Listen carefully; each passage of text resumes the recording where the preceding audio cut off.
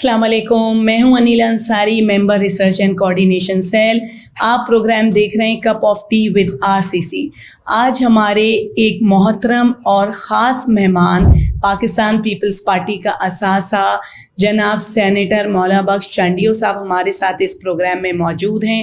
ہم ان کو اپنے پروگرام میں ویلکم کرتے ہیں۔ السلام علیکم۔ وعلیکم السلام، آپ کی بڑی مہربانی ہے، آپ نے بڑے پیار سے ذکر کیا ہے، میں شکر گزار ہوں آپ کا۔ میں پارٹی کا سپاہی ہوں، جہاں بھی حکم ہوگا میں پہنچ جاتا ہوں۔ تھینک یو سو مچ سر، آپ ہمارے پروگرام میں آئے۔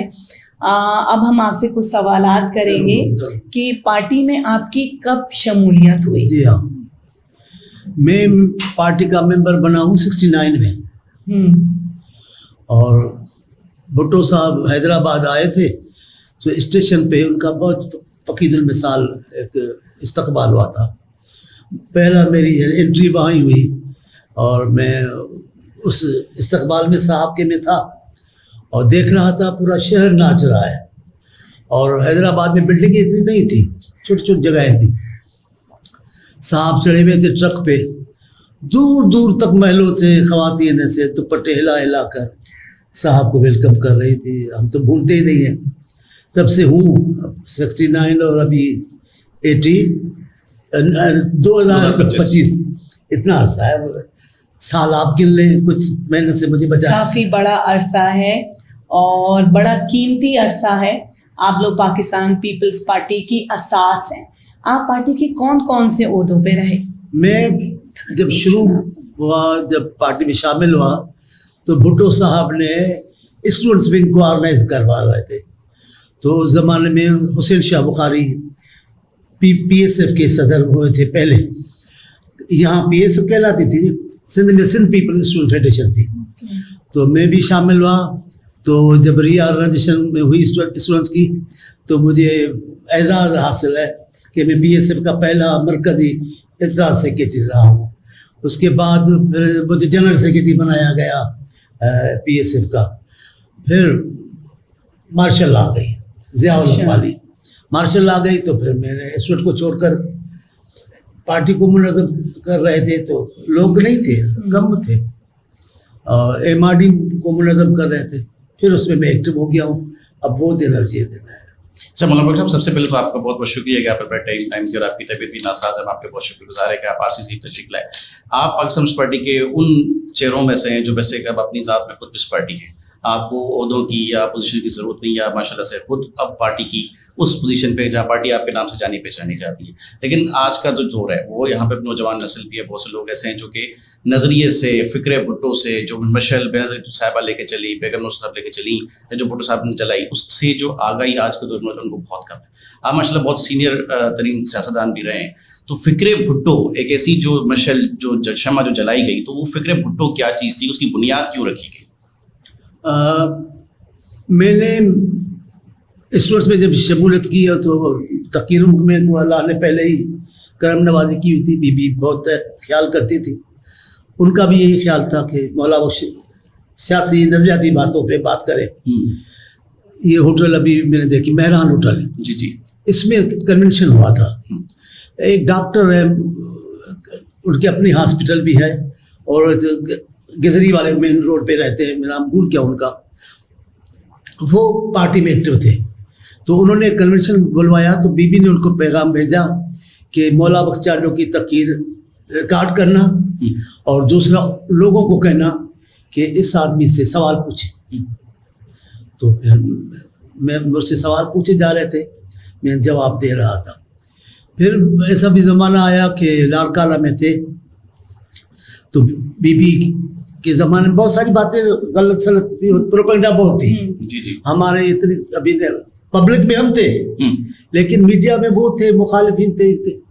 تو پھر مجھے کہا گیا، پھر میں نے کتاب لکھی بھٹوازم۔ اس زمانے میں اغوا ہوا تھا جہاز کا، ہائی جیک ہوا تھا، جی ہاں۔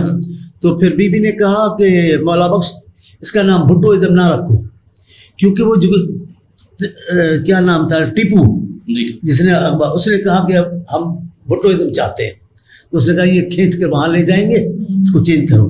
پھر میں نے اس کا کتاب کا نام رکھا فکر بھٹو۔ فکر بھٹو کے حوالے سے پھر کچھ لیکچر تھے میرے وہ بھی شائع ہوئے. اور جان باز اس زمانے میں صدر تھے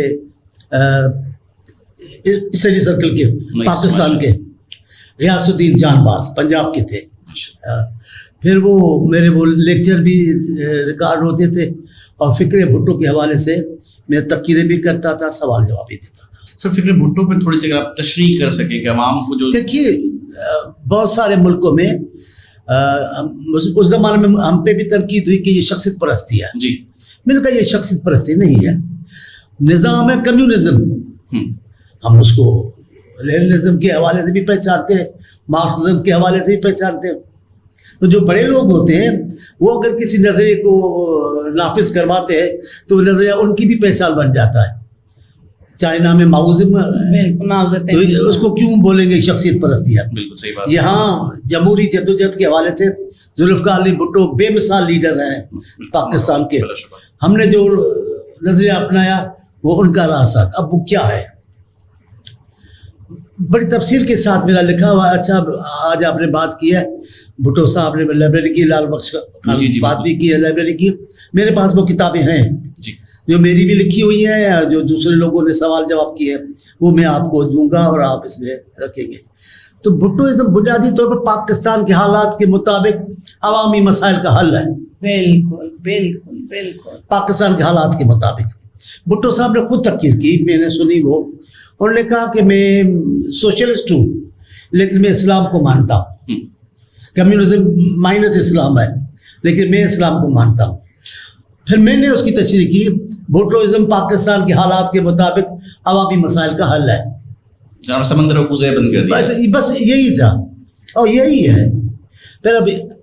پھر پارٹیاں جب پاور میں آتی ہیں تو ان کا راستہ تبدیل ہو جاتا ہے سوچ حالات کے مطابق نا.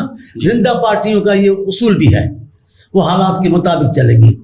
بی بی کے زمانے میں ایسا نہیں ہو سکا. بی بی نے ساری چیزیں خود دیکھی.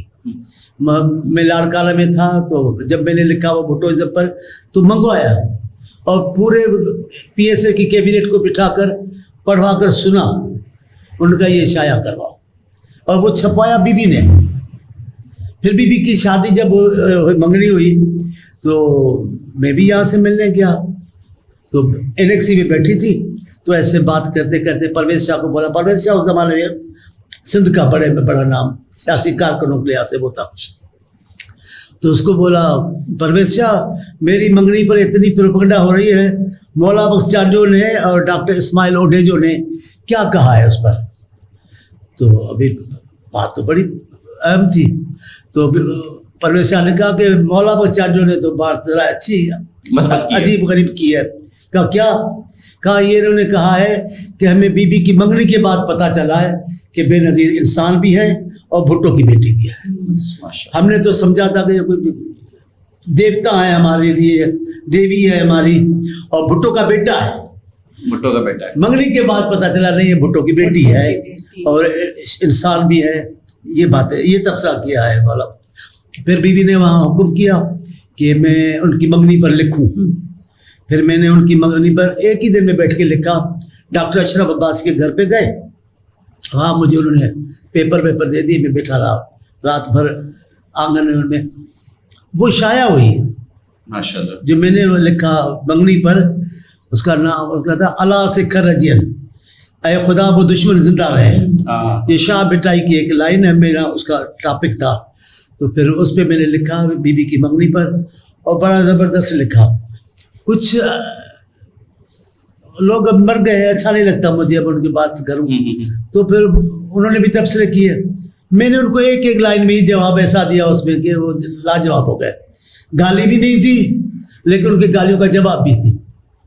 انہوں نے کہا کہ گانے والے ہیں, وہ بھٹو ہے, یہ ہے وہ, ایسے کر کے زرداری گانے والے ہیں, ان سے شادی ہو رہی ہے بے نظیر کے.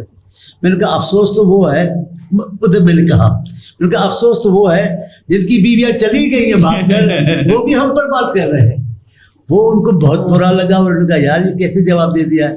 میں نے کہا میں کارکن ہوں, میں برداشت نہیں کر سکتا, بھٹو پر بی بی پر نہیں کر سکوں گا.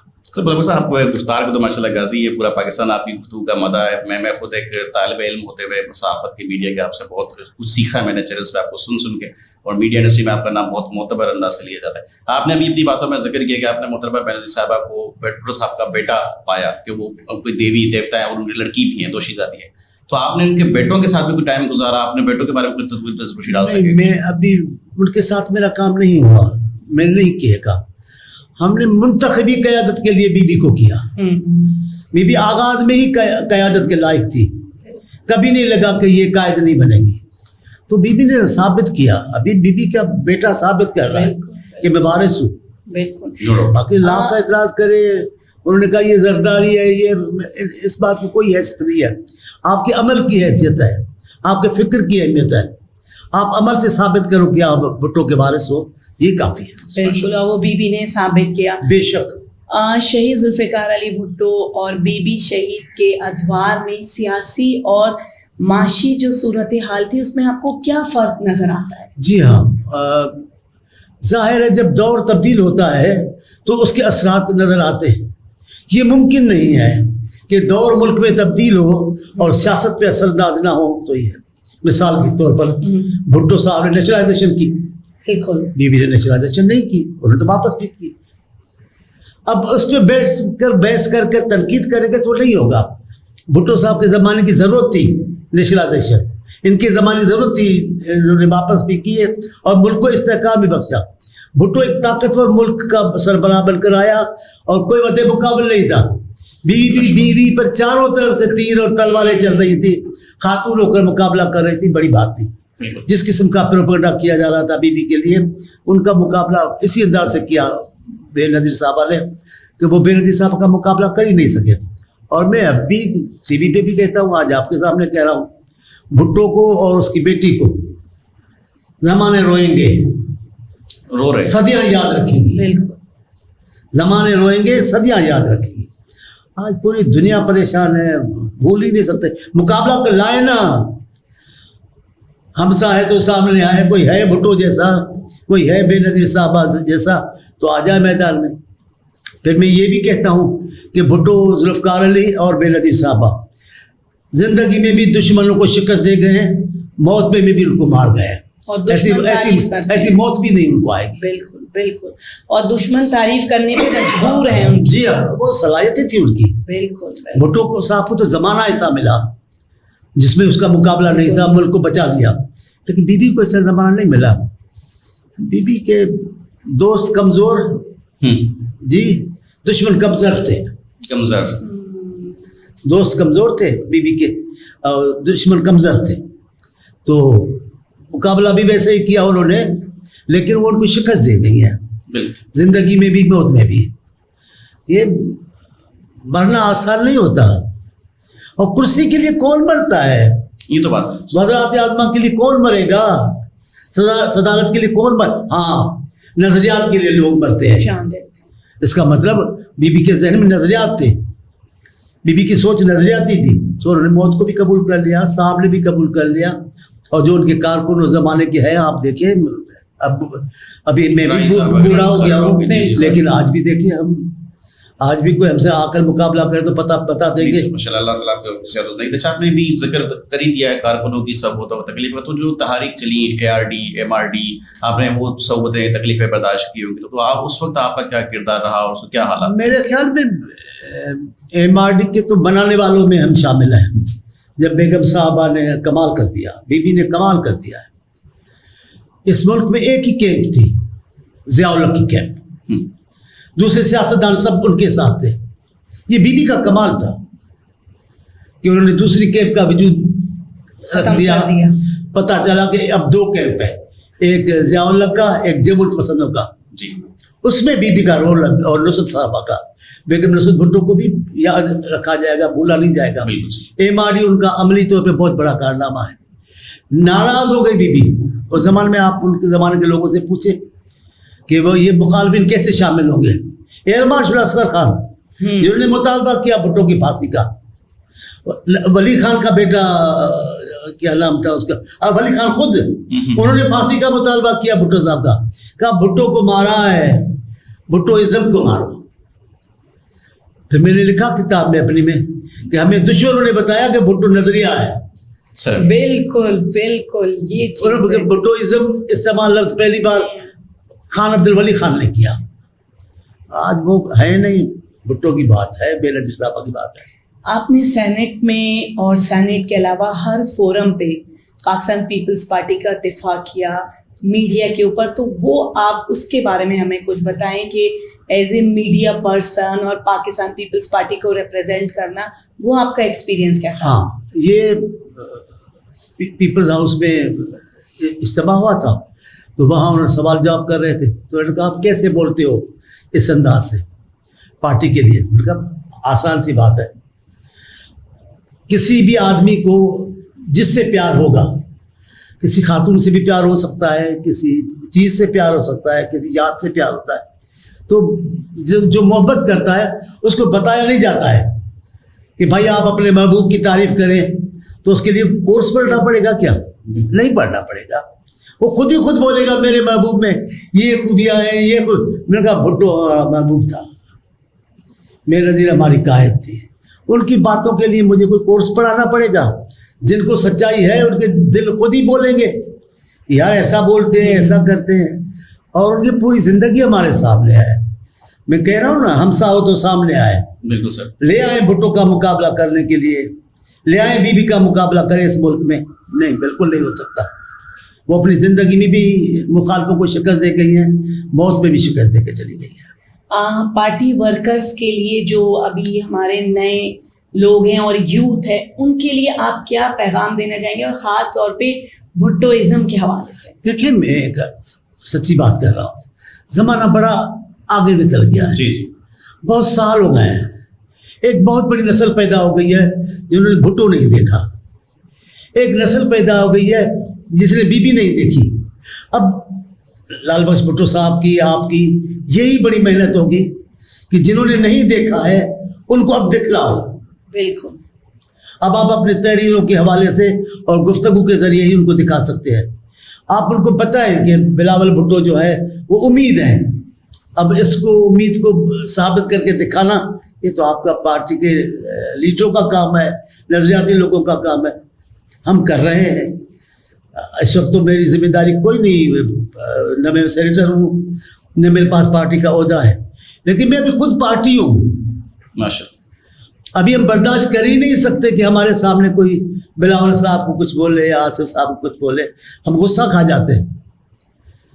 टीवी पे आप देखते हैं, बिल्कुल बिल्कुल देखते हैं। सब लोग कहते हैं ये आया है तो अभी चुप करो। चुप, और लोग जो है वो आपके सामने बोल नहीं पाते, जो हमने चैनल्स पे देखा है। और आप जो हैं वो पार्टी के लोगों के लिए, ख़ास तौर पे जो इंफॉर्मेशन से ताल्लुक़ जिनका है, उनके लिए आप जो है वो एक आइकॉन है कि मौला बख्श चांडियो साहब को देखा जाए कि वो पार्टी को कैसे रिप्रेजेंट करते हैं मीडिया के ऊपर। अभी हमें करने की ज़रूरत है, हम नहीं कर रहे हैं, ईमानदारी की बात है। किसी मीटिंग में किसी ओहदेदार को हाथ में पेपर नहीं देखते, पहले ऐसा नहीं था। पहले कहा जाता था कि आप जो कर रहे हो वो लिखकर सेक्रेटरी में जमा कराओ।